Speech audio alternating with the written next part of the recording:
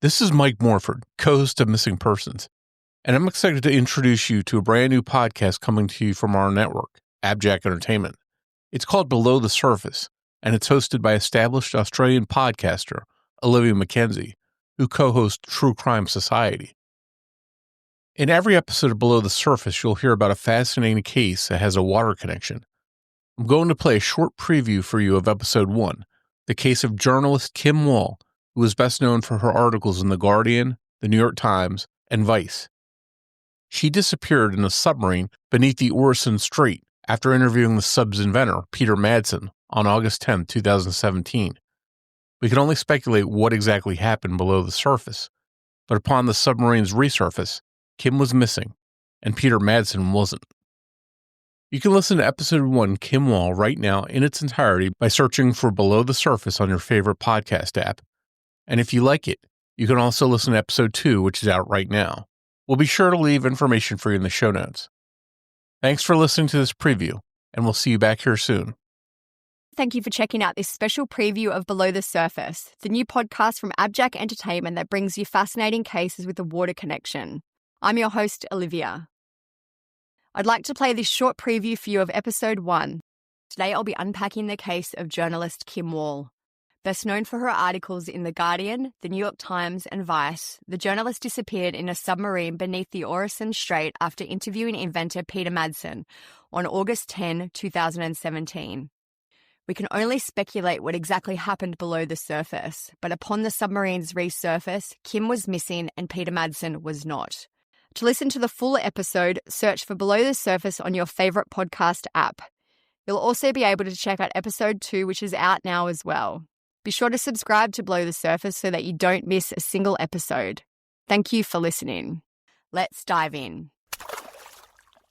Born in 1987, Kim Wall grew up with her parents and her older brother Tom in the tiny town of Trelleborg in the south of Sweden. Her parents, Ingrid and Joachim, were both journalists, Ingrid in finance and economics and Joachim in photography. Their children's lives were filled with newspapers every morning as the family ate breakfast.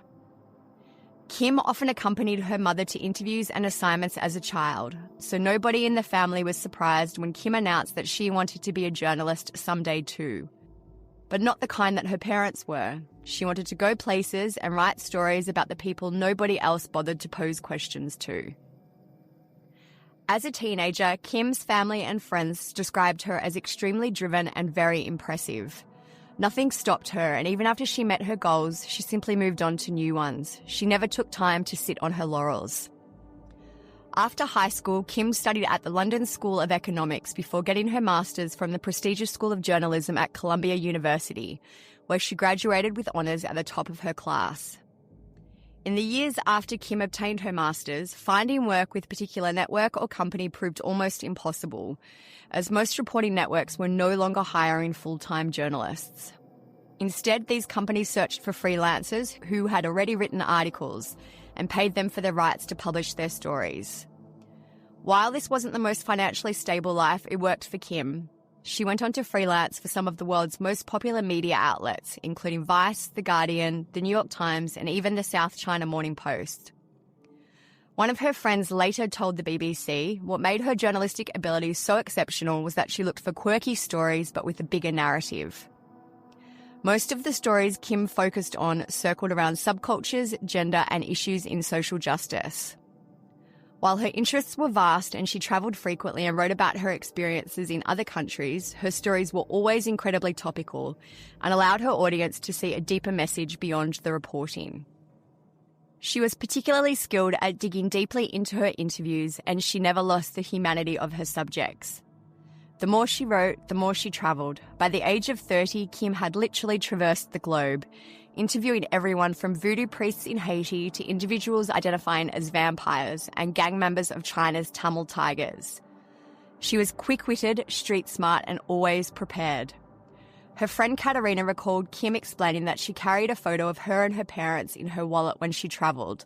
This wasn't because of any kind of emotional connection, but as a security measure in case she got kidnapped. Katerina explained that's just who Kim was. She was never afraid, always aware, and never reckless. She'd interview anyone, but was always able to keep charge of the situation with her Swedish bluntness and her carefully placed decisions. It's how she got reclusive and shy people to talk to her.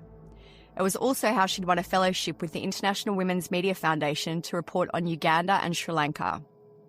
She'd also landed a commission to write a feature article for Harper's Magazine. But the world was not enough for Kim.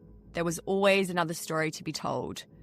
So in 2017, when she walked past a warehouse in Copenhagen belonging to the Rocket Madsen Science Lab, she saw a potential story. Kim had no idea that this would be the last story she would ever tell. In August of 2017, Kim and her partner, Danish designer Ulla Støby, were packing up their apartment to move to Beijing in China.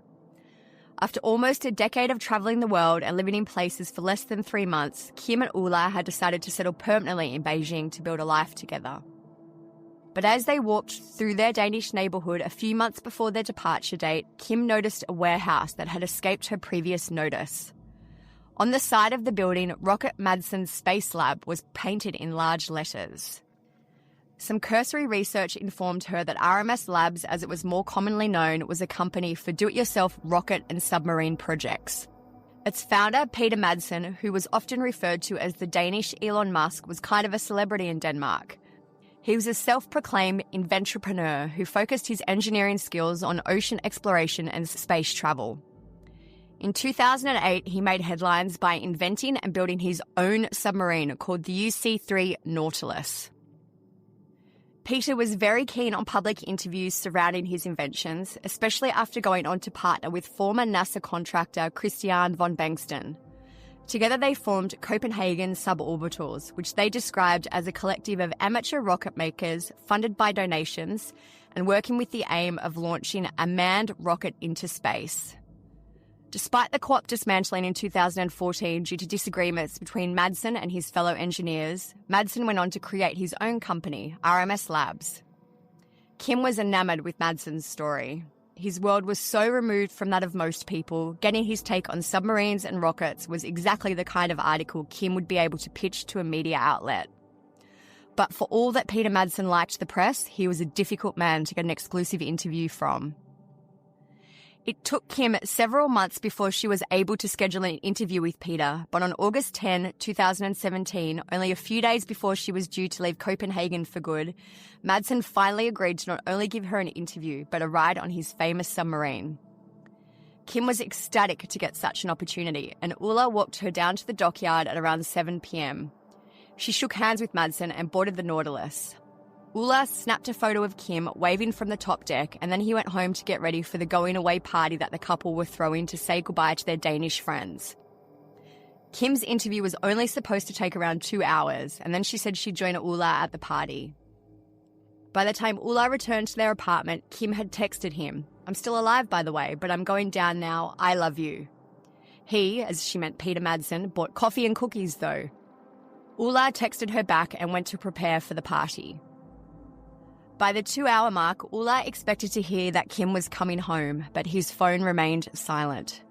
He texted her for an update and he got no response. By midnight, Kim hadn't returned and Ulla and their party guests were getting increasingly worried that something had gone wrong with the submarine. When there had been no word from Kim by 1:45 a.m., Ulla contacted the police to report Kim missing. Authorities and harbour staff were contacted to locate the Nautilus, but since the sub had no satellite tracking, nobody could get in contact with Madsen to find out if something had gone wrong. Local police and the harbour staff watched the water all night for any sign of the submarine, but the waters remained empty. At least until 10:30 a.m. the next morning. The Drowden Lighthouse off Koha Bay reported that the Nautilus had been spotted. Something was definitely wrong with it, though. As rescue helicopters tried to get in contact, as the sub resurfaced, Peter Madsen blew through the top hatch, waving frantically at nearby fishing boats. 4 fishermen were able to pull Madsen to safety, but he was alone. There was no sign of Kim Wall. The fishermen sailed Madsen into Drow Port, where both police and the media were waiting for him. Madsen was immediately arrested for Kim's disappearance, and the Nautilus was resurfaced and searched by investigators. They were hoping against hope that Kim was still on board somewhere, but the sub was empty. There was nobody else on board.